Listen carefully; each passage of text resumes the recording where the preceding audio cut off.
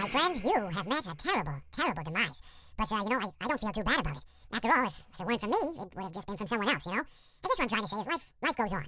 Well, for everyone else, life goes on, not for you, you're dead. That's neither here nor there. It reminds me of one summer day in the park. I was having just a delightful picnic with my good friend Orville. And I said to him, Orville, I have a story. And he said to me, what's the significance of the story? And I said to him, Orville, not every story has to have significance, Sometimes, sometimes a story is just a story. You try to read into every little thing and find meaning in everything anyone says, you'll just drive yourself crazy. I had a friend do it once. Wasn't pretty. We talked about it for years. And not only that, but you'll likely end up believing something you shouldn't believe and thinking something you shouldn't think, or assuming something you shouldn't assume. Sometimes, I said, a story is just a story. So just be quiet for 1 second in your life and eat your sandwich, okay? Of course, it was only then I realized I made sandwiches, and poor Orville was having such difficulty eating it.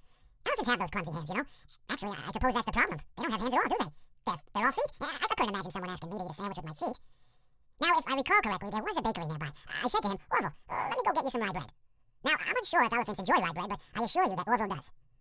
Now, this was on a Tuesday, which was good because rye bread was always fresh on Tuesday. They made sourdough bread on Monday and threw it out Wednesday, or rather, they sold it at a discount for people wanting to feed the ducks, and then probably at the end of the day, finally, they threw it all out. I don't recall. I do remember a man who would bring his son to the bakery every Wednesday and then go feed the ducks. He would buy all of the sourdough bread. Of course, you're not supposed to feed the ducks sourdough bread at all. It swells up in their stomach and then they all die. At least that's what I've heard. I never saw any ducks die myself, but I did notice a substantial decrease in the duck population over the course of a few years. I just never thought to stop the man and tell him that he was killing the ducks by feeding them sourdough bread. And if you want my opinion on the matter, and I told Orville this as well, if you want to feed ducks, or birds, or any kind for that matter, it's best to buy seed. I mean, when you think about it, breads of any sort don't occur in nature. They don't grow on trees or spring up from the bushes. I don't think birds know what to do with bread. What was I saying? Oh, yes. So I bought Orville some rye bread. What a fine day it was.